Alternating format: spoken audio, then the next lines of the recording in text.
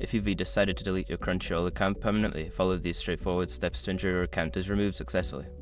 Step 1. Log in. Access the Crunchyroll website and log into your account using your credentials.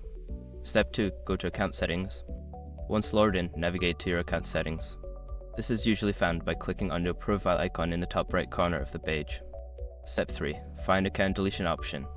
In the Account Settings menu, look for an option related to account management or account deletion. This may be labeled as Delete Account or Close Account. Step 4. Follow deletion instructions.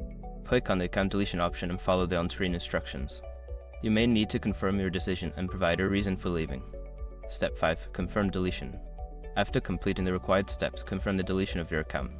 You should receive a notification or email confirming that your account has been permanently deleted. Once you have completed these steps, your Crunchyroll account will be permanently removed. If you have any further questions or need assistance, consider reaching out to Crunchyroll support.